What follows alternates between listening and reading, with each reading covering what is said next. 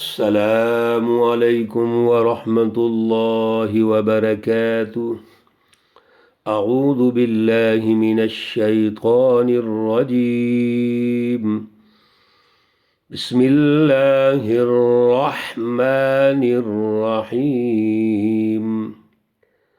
فأنذرتكم نارا تلظى لا يصلاها إلا الأشقى الذي كذب وتولى وسيجنبها الأتقى۔ صدق الله العلي العظيم۔ اللهم صل على سيدنا ومولانا محمد النبي الأمي وعلى آله وأصحابه وبارك وسلم وصل عليه۔ معزز سامعین و سامعات، پارہ نمبر 30 سورۃ اللیل، آج اس کی سورہ مقدسہ کی آخری آیات ہیں۔ آیات مقدسہ 14 تا 21 ہیں۔ اللہ رب العزت ان آیات کا فہم اور شعور عطا فرمائیں اور عمل کی توفیق اور صلاحیت عطا فرمائیں۔ اللہ رب العزت کے قربان جائیے جو ایک ایک چیز بڑے آسان انداز میں ہمیں سمجھاتے ہیں، ہمارے مزاج، ہماری نفسیات، ہمارے جو نوعی تقاضے ہیں اس کے مطابق سمجھاتے ہیں، دلائل سے سمجھاتے ہیں، عقلی اور نقلی دلائل پیش کرتے ہیں۔ میرے عزیزو، اس سے زیادہ خوبصورت انداز ہو سکتا ہے؟ اس سورہ مقدسہ میں اللہ نے قسمیں اٹھائیں، نر اور مادہ کی وضاحت ارشاد فرمائی، اور پھر اللہ رب العزت نے سوسائٹیوں کی تشکیل میں کون سی بنیادی ستون ہیں، بنیادیں ہیں، جن بنیادوں پر، جن ستونوں پر سوسائٹیاں کھڑی ہو کے ترقی کرتی ہیں، ایجادات کرتی ہیں، اللہ کی کائنات پہ ریسرچ کرتی ہیں، اللہ کو بھی راضی کرتی ہیں، اللہ کی مخلوق کو بھی راضی کرتی ہیں۔ اور اللہ تو راضی اس شکل میں میرے عزیزو ہوتے ہیں جب اللہ کے وسائل کو استعمال کرو۔ آج ایسا ٹولہ بھی پیدا ہو گیا ہے جو یہ ثابت کرتا ہے کہ اللہ کے وسائل تو بڑے تھوڑے ہیں، جیسے مرضی استعمال کرو اور مافیا بن جاؤ۔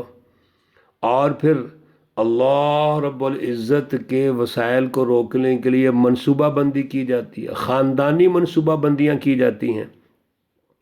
اور بھائی، جس کو اللہ نے پیدا کرنا ہے اس نے آنا ہی آنا ہے، یاد رکھو، جتنی مرضی منصوبہ بندیاں کرو تم۔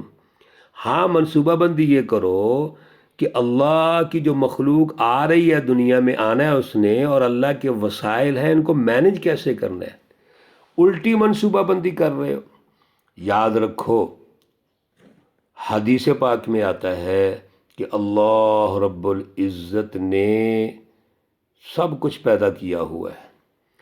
قیامت تک آنے والے انسان کتنے اربوں میں آ جائیں، اللہ رب العزت کے جتنے وسائل ہیں وہ استعمال کریں اور ان کو استعمال کر کے وہ فائدہ اٹھائیں، تو اللہ رب العزت کے خزانے میں اتنی بھی کمی نہیں آ سکتی۔ جیسے ایک سمندر ہے، سمندر کے اندر آپ ایک سوئی ڈالیے، باہر نکالیے، کتنا پانی نکلے گا؟ ایک نکے کو پانی لگے گا۔ اتنی بھی اللہ کے خزانوں میں کمی نہیں آئے گی۔ ہماری ذمہ داری یہ نہیں کہ یہ سوچیں، ذمہ داری یہ ہے کہ اللہ کے وسائل کو دریافت کریں۔ اسی کو تو سائنس کہتے ہیں۔ اللہ تو ہمیں سائنسدان بنانا چاہتے ہیں، اور وسائل دریافت کر کے جتنی انسانیت ہے اس پہ تقسیم کریں عدل کی بنیاد پہ، اور اللہ کے وسائل اور دریافت کریں۔ آپ دریافت کرتے جائیں، وسائل آتے جائیں گے۔ جیسے ایک نمک کی کان ہے، اپنے ملک میں مثال دے لیجئے، اس کو آپ تلاش کر رہے ہو نمک کو، وہ کان تو بڑھتی جا رہی ہے۔ بھئی نمک میں کیا کمی ہے؟ اب نمک کو تم اپنی عوام پہ تقسیم کرو، جی تو اس طریقے سے اللہ کے جو وسائل ہیں وہ بے انتہا ہے، اس کا آپ اندازہ نہیں لگا سکتے۔ ہمارا ذمہ داری، ہمارا جو فرض ہے وہ یہ ہے، ہم عدل کی بنیاد پر اس اعلیٰ فکر کو حاصل کر کے، سچی رہنمائی کو صدق بالحسنی کر کے ہم اس کی بالادستی کریں، عدل کا نظام قائم کریں، اور وسائل کو اللہ کی رضا کے لیے، اللہ کے ڈر سے اتقوا ہم سب پہ برابر تقسیم کریں۔ اللہ نے کہا ہے آسانیاں پیدا ہو جائیں گی۔ جب اللہ کہہ رہے ہیں فَسَنُيَسِّرُهُ لِلْيُسْرَىٰ، اور دوسرا جو وے ہے ظلم کا، اس میں فرمایا فَسَنُيَسِّرُهُ لِلْعُسْرَىٰ، تنگیاں ہیں۔ تو میرے عزیزو، ہم کون سی پلاننگ کر رہے ہیں؟ اس لیے اللہ رب العزت نے آج کے درس میں مزید تجزیہ ارشاد فرمایا ہے۔ اللہ فرماتے ہیں فَأَنذَرْتُكُمْ نَارًا تَلَظَّىٰ، سنو ذرا، تو میں نے سنا دی تم کو خبر، نارن آگ کی، تلظّیٰ بھڑکتی ہوئی آگ کی۔ اللہ نے بھڑکتی ہوئی آگ کے بارے میں ڈرا دیا، انذرتکم، میں نے ڈرا دیا، سنا دیا، ڈر سنا دیا۔ کس کے ذریعے؟ انبیاء کے ذریعے سے۔ اس ظلم کے نظام میں امام باخیلہ سے لے کے جتنا بھی آپ نے درس سنا پچھلا، اس ظلم کے نظام میں آگ ہے، بے روزگاری بھی آگ ہے، مہنگائی بھی آگ ہے، بد امنی آگ ہے، قتل و غارت آگ ہے، انتہا پسندی، فرقہ یہ آگ نہیں ہے؟ اس کو کیا سمجھتے ہیں آپ؟ جس سوسائٹی میں جھگڑے ہوں، لڑائیاں ہوں، مار کٹائی ہو، بم دھماکے ہوں، قتل و غارت ہو، اس کو جنت سمجھتے ہیں آپ؟ بھائی یہی تو جہنم ہے، یہ دنیا کی جہنم۔ اور پھر اس جہنم کو پالنے والے، قائم رکھنے والے تیار ہو جائیں، ان کے لیے نارن تلظّیٰ، اگلی آگ ہے جو بھڑکتی ہوئی آگ ہے۔ اور اس کے بارے میں پیچھے تفصیلاً آپ پڑھ چکے ہیں۔ اللہ کہتے ہیں سنو، لا یصلاھا الا الاشقى، اس آگ میں کون جائے گا؟ کون ہے جو اس آگ میں جائے گا جس کو اللہ ڈالیں گے؟ آج بھی ہم نے یہ بھی اپنی فلسفی گڑھی ہوئی ہے۔ اس لیے ارادوں کا مالک تمہیں اللہ نے بنا دیا، اختیارات دے دیے ہیں۔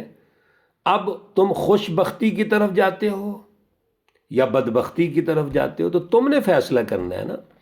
اب تم ہوگے بدبخت، اللہ کہتے ہیں اشقا، جو بدبخت ہے، جس نے اعلیٰ فکر حاصل نہیں کی، جس نے اللہ کی بالادستی نہیں کی، ظلم کا ساتھ دیا، ظالمانہ مافیا کا ساتھ دیا، ظالم ایجنٹوں کا ساتھ دیا، یہ بدبخت ہے، یہ جہنم میں جائے گا۔ اور آگے اس کی وضاحت بھی فرما دی، سنو بدبخت کون ہے؟ الذی کذب، جس نے جھٹلایا، وتولی، اور منہ پھیر لیا۔ اب بتائیے، اشقا کی وضاحت تشریح خود اللہ نے فرمائی ہے۔ اشقا کون ہے؟ بدبخت کون ہے؟ ہم سمجھتے ہیں شاید بدبخت وہ ہے جس کے پاس مال نہ ہو۔ سب سے بڑا بدبخت وہ ہے جس کے پاس درست فکر نہیں ہے۔ سب سے بڑا خوش بخت وہ ہے جس کے پاس اللہ کی رہنمائی ہے، اللہ کی فکر ہے، سچی رہنمائی ہے۔ یاد رکھیے میرے عزیزو، اللہ کی رہنمائی سے جڑنا سب سے بڑی خوش قسمتی ہے۔ اللہ کے نبیوں سے جڑنا، رسول اللہ صلی اللہ علیہ وسلم سے جڑنا۔ سب سے بڑا بدبخت تو ابو جہل ہے، اس کی پارٹی ہے۔ آج سب سے بڑے بدبخت وہ ہیں جنہوں نے قرآن کو بطور فکر نہیں لیا، بطور رہنمائی نہیں لیا۔ رہنمائی تم لیتے ہو امریکہ سے، یورپ سے، ان کو سائنسدان سمجھتے ہو۔ بھائی سب سے بڑا سائنس تو قرآن ہے۔ دوسرا وتولی، اور منہ پھیر لیا۔ سنا، جھٹلایا ایک بات، اور منہ پھیر لیا، دوسروں کو بھی اپنے پیچھے لگاتے ہو۔ یاد رکھیے، اللہ کی رہنمائی سے منہ پھیرنا یہ بہت بڑی بدبختی ہے۔ اور منہ پھیرنا کیا ہے؟ اس پر سسٹم تشکیل نہ دینا۔ آگے اللہ فرماتے ہیں سنو، وَسَيُجَنَّبُهَا الْأَتْقَى، اللہ رب العزت بچا دیں گے اس سے جو اتقا، ڈرنے والے ہیں۔ وہ کون ہے؟ الذی یؤتی مالہ یتزکی، جو اپنا مال دیتا ہے اللہ کے راستے میں، اللہ کے خوف کے لیے، معاشی نظام قائم کرتے ہیں تاکہ ایسا سسٹم قائم ہو جائے جس میں سب لوگ امن میں آ جائیں، خوشحالی میں آ جائے، بے روزگاری ختم ہو جائے، تنگی ختم ہو جائے، مال سب تک پہنچ جائے، وسائل سب تک پہنچ جائے۔ اور سبحان اللہ، سنو، یہ جتنی سچی جماعت اللہ کی رضا کے لیے سیاسی، معاشی، سماجی عدل کے نظام قائم کرتی ہے، یہ کیوں کرتی ہے؟ کیا کوئی احسان ہے ان پر کسی انسان کا؟ نہیں، اللہ کی رضا کے لیے کرتی ہے۔ سبحان اللہ، یہ ہے سچی جماعت، انبیاء کی جماعت، انبیاء کے جانشین۔ وَمَا لِأَحَدٍ عِندَهُ مِن نِعْمَةٍ تُجْزَى، اور نہیں کسی کا اس پر احسان جس کا بدلہ دیں۔ یہ پھر کیوں کرتے ہیں؟ الا، مگر، ابتغاء وجہ ربہ الاعلی، اللہ جو اعلی ہے، سب سے برتر ہے، اس کی رضا کے لیے کرتے ہیں۔ وَلَسَوْفَ يَرْضَى، اور اللہ ان سے راضی ہوگا۔ میرے عزیزو، وقت کم ہے، بس اس کے لیے ماڈل جماعت صحابہ ہے، جن کو اللہ نے کہہ دیا رضی اللہ عنہم ورضوا عنہ۔ اور پھر صحابہ کرام میں بھی مفسرین نے ان آیات کی تشریح میں حضرت ابوبکر صدیق رضی اللہ تعالیٰ عنہ کی مثال دی ہے، اور ان کا مرتبہ ارشاد فرمایا ہے کہ وہ ایک ایسے اللہ رب العزت کے اور رسول اللہ صلی اللہ علیہ وسلم کے ساتھی تھے، اللہ کے بندے تھے، جنہوں نے سب کچھ اللہ کی رضا کے لیے قربان کر دیا، اور اللہ ان سے راضی ہو گیا۔ عشرہ مبشرہ صحابہ کرام ہیں، اور دیگر صحابہ کرام ہیں جن کو رضی اللہ عنہم ورضوا عنہ کہہ دیا۔ میرے عزیزو، یہ تمام تر جو دور ہے رسول اللہ صلی اللہ علیہ وسلم کا، خلفائے راشدین کا، حضرت ابوبکر صدیق رضی اللہ تعالیٰ عنہ سے لے کر حضرت علی تک، پھر حضرت امیر معاویہ رضی اللہ تعالیٰ عنہ سے لے کر آگے بنو امیہ کا دور ہے، پھر بنو عباس، بنو عثمان، اور ہمارے ہندوستان 1100 سال کی ہمارے ان بزرگوں کی تاریخ ہے، جنہوں نے اللہ کے دین کو غالب کیا، سیاسی معاشی عدل کے نظام قائم کیے، علوم قائم کیے، سائنس قائم کی، ایجادات کی، عمرانی علوم پہ توجہ دی، دنیا کو علم کا گہوارہ بنا دیا، پوری انسانیت کو اللہ سے جوڑ دیا۔ یہ وہ دور ہے جس میں الا ابتغاء وجہ ربہ الاعلی، صرف اللہ کی رضا ہے۔ آج بھی ہمیں یہی کرنا پڑے گا۔